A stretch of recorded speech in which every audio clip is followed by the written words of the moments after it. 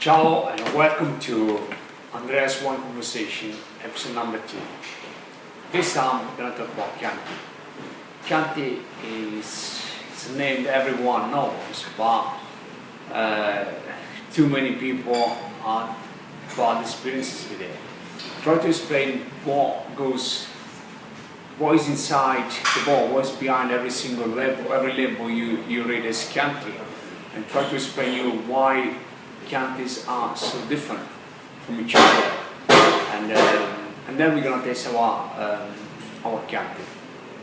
So to give you a bit of background about the Chianti is a Tuscan wine, and it is mainly made with Sangiovese grape. Sangiovese grape made some of the best red wines, including Brand Montalcino and Nobile di Montepulciano. And it's a fantastic grape. So why the Chianti are so different then?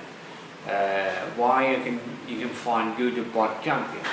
Now, the Chianti is a DOCG appellation. If you remember last time I said to you about the DOCG is on the sort of intention of the person who wrote the appellation system. The idea was to the higher the level, the better was the wine. However, that is not always the case. There's always a winemaker behind, there are always grapes, plenty of other things that happens behind the scene. So in the case of the Chianti, it's a DOCG. As you can see, it has the label in here. It's a DOCG wine. They, according to the law, can be made has to be made with at least 70% of Sangiovese grape. So the other 30% grapes can basically be picked from a long list and include red grapes, including Cabernet Sauvignon, Cabernet Franc and Merlot, and even white grapes. On the other side, we got 7 different appellations, Chianti appellations. So, and the thing doesn't get easier because we also got the Chianti Classic appellation, which is basically another appellation for all Chianti produce the grows grape in the province of Siena. And in the case of the Chianti Classico, the minimum Sangiovese required by the law is 80%. So we still got another 20% that winemakers can pick from any other grape they grow. In the case of the Chianti Classico, it's only red grapes. So Cabernet Sauvignon, Cabernet Franc, Merlot, or just a few examples. As you can guess, even if you know a wine expert or wine drinker, just good with numbers. When you go 70% of one grape and 30% of any other grape, and any winemaker can pick a different grape, the result is completely different wines. Yes, Sangiovese is there, the base of the wine is there, but there could be a massive difference on a wine made with Sangiovese and Merlot, and one wine made with Sangiovese 100%, which is like the one we got in front of us. It's Sangiovese 100%. It's a 100% Sangiovese. So why do we use one system or the other? I mean, Sangiovese is a fantastic grape. It's a grape with tannin, so it's a grape that really makes wine, gives life to the wine. Obviously, if we make a wine which is 100% Sangiovese, it takes a bit more time for the wine to be ready. We won't be able to put the wine in the market as soon as we want to. The other problem will be that the wine is more, is not as approachable as could be another Chianti, which is a bit more Merlot in it. So obviously the Merlot has more the tannins, made one more fruity. And this is basically, this is what the winemaker thinks whenever you're making one wine, deciding for one wine or another. So there are two sort of approach. One is traditionalist, or you can call it purist, where they make wine made with 100% Sangiovese. It's really like the Tuscan wines should be, at least they say.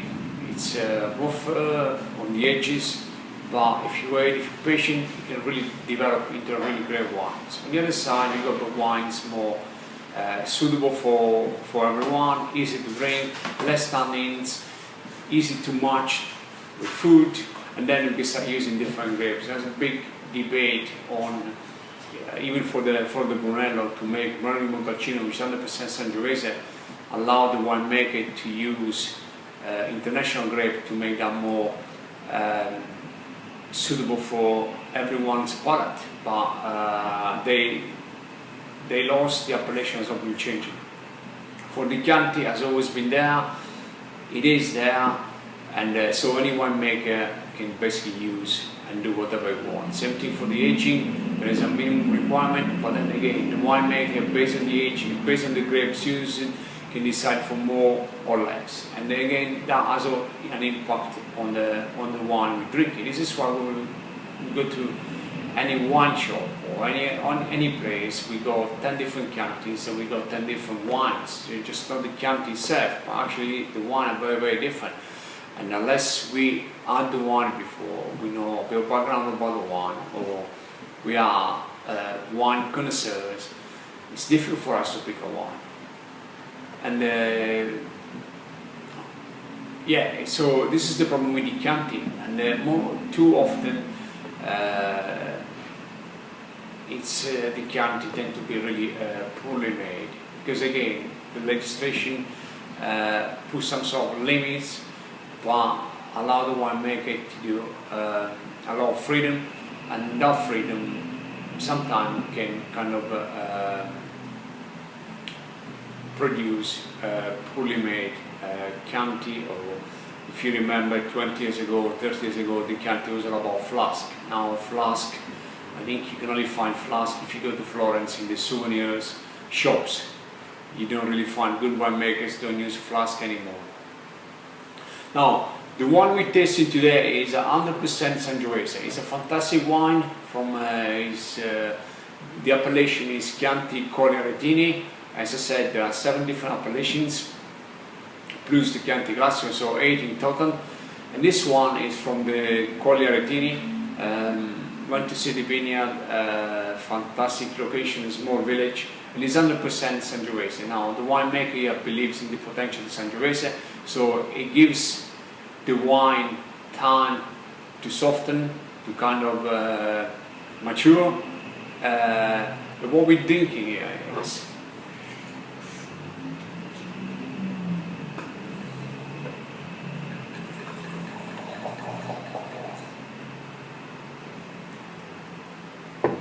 it's a wine that it's ready to be drunk now, still plenty of tannin to it, nice acidity, plenty of fruit, but it's a wine that can also be drunk in 3, 4 years, 5 years time. It's a fantastic wine with a lot of life.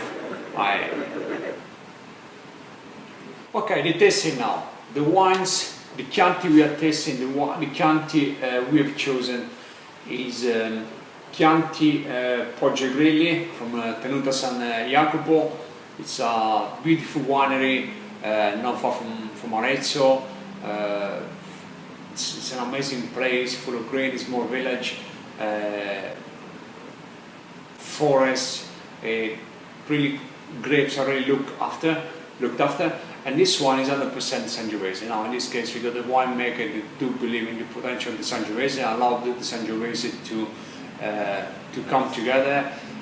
They don't make wine to be sold just immediately after made, so the wine only is aged for a short time in a big barrel, but is also left to rest, to lie in a bottle for a few more months. So by the time the wine is sold, the wine is not only ready to be drunk, but at the same time it's a wine that if you put aside, if you lie down in your cellar, can last for like 3-4 years. Fantastic color, you can see, if you can't see, I'll tell you, it's a really rich color, rich Cabernet, so almost orangey, fantastic nose. We don't have just the fruit, but we also got the complexity of the wine, the aging, the leather. We almost got that chocolate on the nose.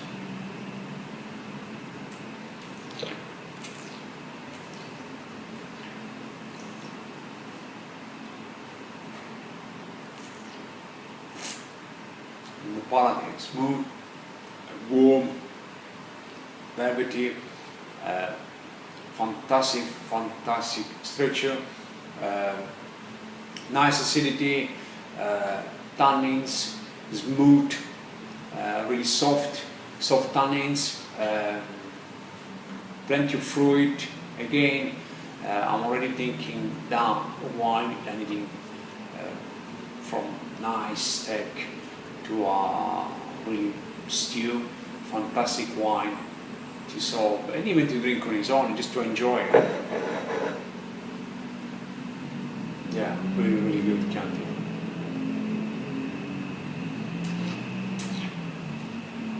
Salute, and see you next time. Thank you. Ciao ciao.